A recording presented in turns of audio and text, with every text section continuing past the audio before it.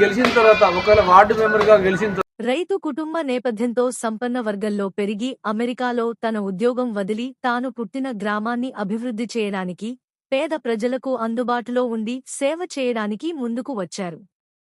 తన తండ్రి చేసిన ప్రజాసేవ దృష్టిలో ఉంచుకొని ఈరోజు ఒక వార్డ్ మెంబర్ స్థాయిలో పోటీ చేయడానికి ముందుకు వచ్చారు.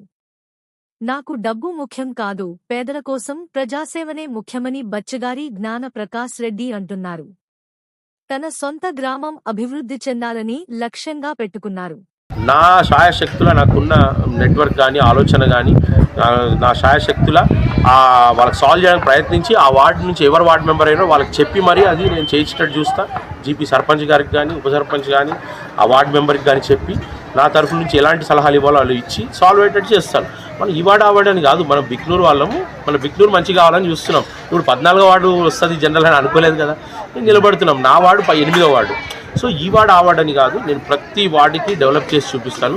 ఇప్పుడు 16వ వార్డు జనరల్ వచ్చింది, పాత జనవాడు, అక్కడ నేను 8-9 లక్షల పనులు చేయించా. వాళ్ళు అక్కడ నిలబడమన్నారు, కానీ ఇక్కడ నిలబడుతున్నా. సరే, కాబట్టి ఈ వార్డు ఆ వార్డు వస్తుందని కలగనలేదు కదా, ఏం లేనప్పుడే ఎన్నో చేయించా. కాబట్టి నాకు ఊరు బాగుపడాలని ఉంది, కానీ ఈ వార్డు ఆ వార్డు అని అలాంటిది ఏమీ లేదు. నా శాయశక్తులు ప్రయత్నించి ఏ వార్డు వాళ్ళు వచ్చినా నేను వాళ్ళకి నా మీ నమ్మకంతో వస్తారు. కాబట్టి చదువుకునే వ్యక్తిని ఎన్నో చేయించాను కాబట్టి నా వార్డు కాకపోయినా వస్తారు నా దగ్గరికి. దానివల్ల ఎలా మీరు డెవలప్ చేస్తారు?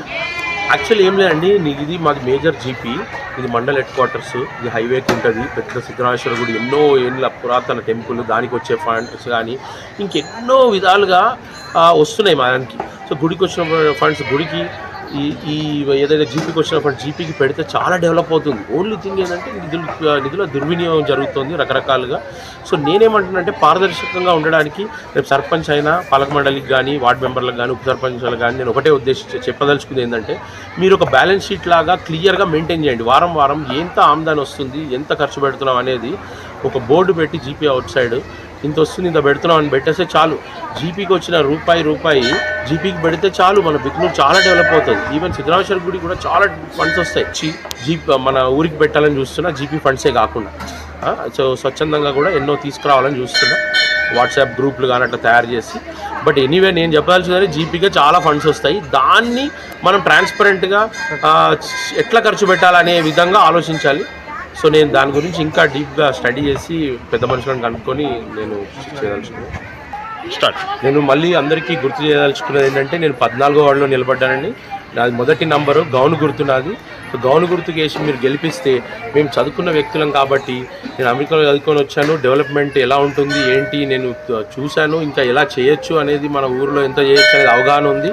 చదువుకునే వ్యక్తిని ఓటు వేసి నమ్మితే మీకు ఎంతైనా పనులు అవుతాయి. నేను 5 ఏళ్ళు అందుబాటులో ఉంటాను, ఎక్కడికి వెళ్ళలేదు. ఇక్కడే మీకు ఫిజికల్గా ఫోన్ ద్వారా కాకుండా భౌతికంగా మీకు అందుబాటులో ఉండి మీ పనులన్నీ నేను సాల్వ్ చేస్తాను. రెండోది, మేము దేవుడిచ్చింది ఉంది, మేము సంపాదించుకున్నాము, మాకు భూములు ఉన్నాయి, అన్నీ ఉన్నాయి. కాబట్టి మా మంచి కుటుంబ నేపథ్యం ఉండడం వల్ల మేము పైసలు సంపాదించుకోవడానికి రాలేదు, ఇందులోకి పేరు సంపాదించుకోవడానికి వచ్చాము.